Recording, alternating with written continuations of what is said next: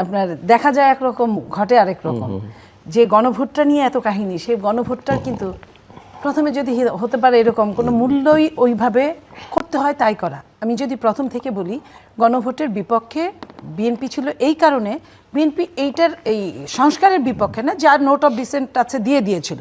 কিন্তু আপনি খেয়াল করেন নোট অফ ডিসেন্ট যেটা, সেটা সেই জায়গায় কিন্তু তারা শো করে নাই, শো করেছিল আরেকটা জিনিস। বিএনপি বলেছিল যেহেতু এইটা আপনার সংসদে যেতেই হবে, কোনো আর বিকল্প হতে পারে না, নাই, তো সেই হেতু গণভোটের কোনো প্রয়োজন নাই। আর এই গণভোটটা যদি করে, তাহলে এই গণভোটের জন্য আরেকটা গণভোট করতে হয়, গণভোটটা করতে পারবে কি পারবে না এটা করার দরকার ছিল। কিন্তু নিয়ম নীতির কোনো তোয়াক্কাই করে নাই। তারা যখন যেখানে দরকার অভ্যুত্থানকে বসানোর অভ্যুত্থানকে বসিয়েছে, যেখানে দরকার বিপ্লবকে বসানোর সেখানে বিপ্লব বসিয়েছে। আমরা যারা বিপ্লব, অভ্যুত্থান এবং গণতন্ত্র এটার মধ্যে মানে জাস্টিফাই করার জন্য আমরা কথা বলেছি, আমাদেরকে সাইবার বুলিংয়ের প্রচণ্ডভাবে শিকার হতে হয়েছে। সেই জায়গায় আপনার যেটা টিকলো, বিএনপি মনে করলো আচ্ছা ঠিক আছে, আমরা একটা নির্বাচন দরকার, নির্বাচনটা হোক, সেটার জন্য আচ্ছা যদি ওটা করলো একদিনেই করতে হবে, আচ্ছা করলো। যে 4টা অপশন দিল আপনার, সে 4টা অপশন কোনোভাবে একজন মানুষের কাছে এটা গ্রহণযোগ্যতা পাওয়ার কথা না। 4টা অপশনের মধ্যে যদি আমরা এটাকে একটা খাবার টেবিল ধরি, এবং এইখানে যদি একজন মুসলিম, একজন হিন্দু যদি থাকে, এবং সেইখানে যদি একটা গরুর গোস্তের যদি আইটেম থাকে, এবং একটা যদি আপনার শুকরের গোস্তের আইটেম থাকে, তাইলে আপনার কিংবা পাঠা বলি দেওয়ার গোস্তের আইটেম থাকে, না মুসলমানের জন্য টেবিলটা সম্পূর্ণ হালাল, না হিন্দু লোকটার জন্য টেবিলটা সম্পূর্ণ হালাল, তাহলে আপনার এক কথায় কিন্তু 4টার উত্তর দিতে হবে আপনার, ইয়েস অর নো। তা এইখানে আপনার অঙ্কুরেই তো বিনাশ। এই জায়গাটা কোনো দল তারা কিন্তু বলে নাই যে এইখান থেকে সরকার তুমি ফেরত আসো। কেন বলে নাই আমি জানি না, এটা রহস্যজনক আচরণ। সেটা গেল একটা দিক। 2 নম্বর দিক, কোনো দেশের নিরপেক্ষ সরকার, অনিরপেক্ষ না, নিরপেক্ষ সরকার, অরাজনৈতিক সরকার কখনোই পারে না হা অথবা নায়ের পক্ষে যেতে। হা অথবা হায়ের পক্ষে যে সরকার যাচ্ছে, সরকারি পক্ষ থেকে হাতেই দিতে হবে, এবং একটা জায়গায় বাধ্য করছে কিছু মানুষকে সেই হাতে যাওয়ার পক্ষে, তাহলে তো হা নায়ের তো কোনো অপশন থাকার কথা ছিল না। আপনার একটা হাই থাকতো, আপনি দিলে দিতেন, না দিলে নাই, ঘটনা তো এরকমই হবে। তো সেইখানে হায়ের পক্ষে যখন সরকার বলে, তার মানে কি সরকারের এইটা কি বৈধতাকরণের জন্য, আরও ফিউচারে অনেক দিন থাকার জন্য? আমার কাছে কিন্তু ভালো ঠেকছে না। আপনি রাষ্ট্রবিজ্ঞানের ছাত্র, আপনি আমার থেকেও অনেক ভালো বুঝেন, যেহেতু সারাদিন আপনার রাষ্ট্রের বিজ্ঞান নিয়ে আলোচনা। সো আমার কাছে মনে হয় যে সরকারের এটার দরকার ছিল না। সরকার এখানে নিরপেক্ষ থাকতে পারতেন। কোথাকার কোন ইউনিয়নে, কোন পৌরসভার, কোন দলের প্রেসিডেন্ট অথবা সেক্রেটারি এই নায়ের পক্ষে ভোটের জন্য বলেছেন বলে তাকে শুলে চড়ানো হবে, এটা আমি মনে করি না। কারণ আপনি নায়ের অপশন রেখেছেন। আমার কাছে দুইটাই, আমি নিতেও পারি, আমি নাও নিতে পারি। আমি এই দেশের নাগরিক, এটা আমার অধিকার। তো আপনি কেন আমাকে শুলে চড়ানোর হুকুম দিবেন? আপনি কে? আপনি তো রাষ্ট্রের একটা মানে টেম্পোরারি লোক। যে 5 বছরের, সেও কিন্তু টেম্পোরারি, 5 বছরের জন্যই। কোনো রাষ্ট্র তো আমাকে বাধ্য করতে পারে না। রাষ্ট্রের অন্যায় যদি কোনো কাজ হয়, রাষ্ট্র শাস্তির ব্যবস্থা করতে পারে, বাট রাষ্ট্র নিজে হার নায়ের ব্যবস্থা করেছে। এই রাষ্ট্রই তো আবার ওই একই রকম এক্সিকিউটিভ অর্ডারে একটা রাজনৈতিক মত, পক্ষ বা একটা শক্তিকে নিষিদ্ধ করে রেখেছে। হ্যাঁ, ওই একই জায়গায় নির্বাহী আদেশে। তাহলে রাষ্ট্র তো পারতো এখানে আরেকটা অধ্যাদেশ জারি করতে, এবং প্রমাণ করা ছাড়া, কোনো প্রমাণ ছাড়া, এবং স্বীকারও করে নাই। শুধু প্রমাণ না তা না, বিদেশে যখন প্রশ্ন করা হয় রাষ্ট্রের কর্ণধারকে, তখন বলে এটা স্থগিত।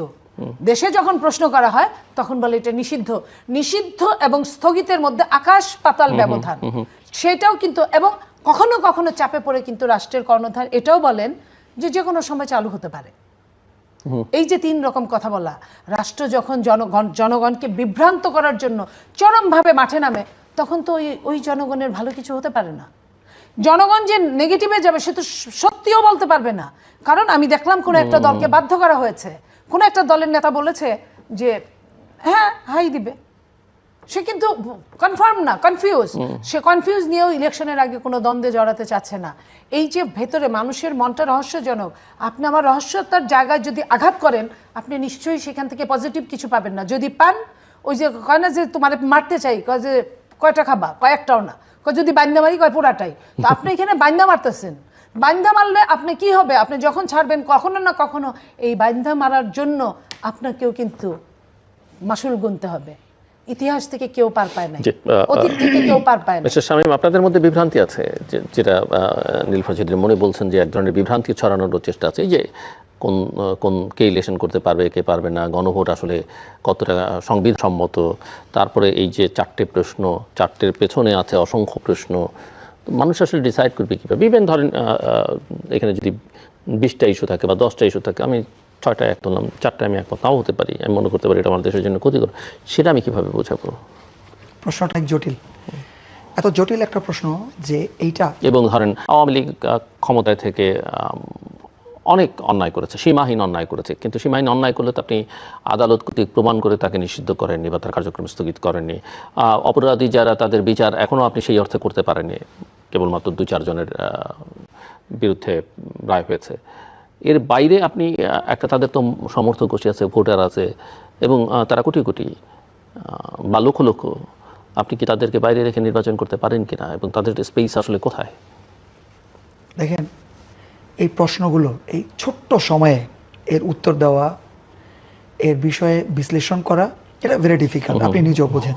আমি যদি বিভ্রান্তির প্রশ্নে বলতে চাই যে যেই সময়টুকু পাওয়া গেছে সেখানে সত্যিকার অর্থে আপনি যদি কোনো বিষয়ে আন্তরিক হন, আপনার পরিবারের সদস্যরা কিন্তু বুঝে যাবেন আপনি আন্তরিক, আপনাকে তারা সাড়া দেবে। আপনি যখন বিষয়টা একটা, আপনি যেখানে আছেন আর আপনার পরিবারের ভালো অথবা মন্দ, যদি ভালো হয় সেটা যদি আপনি সুন্দরভাবে উপস্থাপন করেন, আপনি সৎ থাকেন, পজিটিভ থাকেন এবং ট্রান্সপারেন্ট থাকেন, আপনার পরিবারের সদস্যরা সাথে সাথে আপনাকে সাড়া দেবে। এবং যদি পরিবারের জন্য এক মন্দ একটা কিছু আসে, সেটা যদি আপনি স্পষ্টভাবে, সৎভাবে, খুব সুন্দরভাবে তাদেরকে বুঝিয়ে বলেন, তাদের শতভাগ সহানুভূতি, শতভাগ সমবেদনা, শতভাগ সমর্থন আপনি কিন্তু পাবেন, যেটা আপনাকে লড়াই করার জন্য সবচাইতে বড় পুঁজি হবে, সবচাইতে বড় সহায়ক শক্তি হবে।